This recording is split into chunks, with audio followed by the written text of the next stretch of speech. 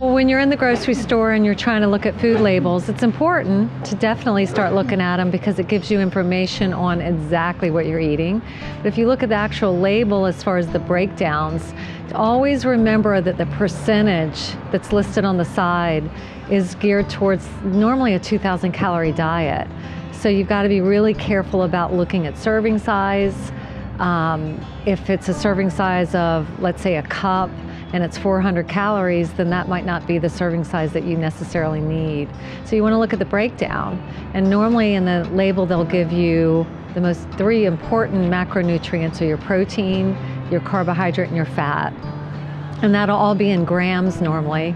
And you just want to break that down. 15 grams of carbohydrate is usually considered one starch or one carbohydrate. So then after that, you look at sodium. It's really important because a lot of people that have high blood pressure, if they eat too much sodium, then that will make the blood pressure go up. You want to look at sugar content. A really good rule of thumb is for every 100 calories that's listed, like if the calories say 400 and the sugar said 15 grams, you really want sugar to be 5 grams or less per 100 calories. And then for fat, you really want the fat intake to be about 3 grams or less per 100 calories.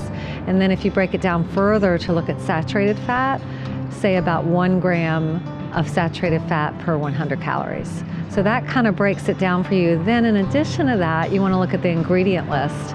And the ingredient list, again, you don't want sugar to be in the first 3 or 4 ingredients. Because if it is, the higher, so if you look at the ingredient list and it starts with sugar, then more than likely most of that product is made up of sugar.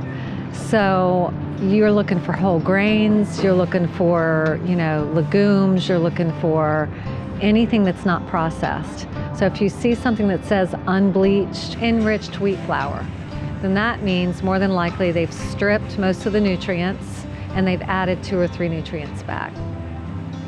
So be careful about that. Look for whole wheat flour, look for oats, oat flour.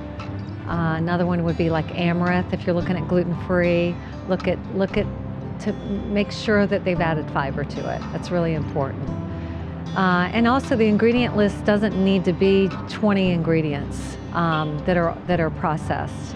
So be careful about that as well.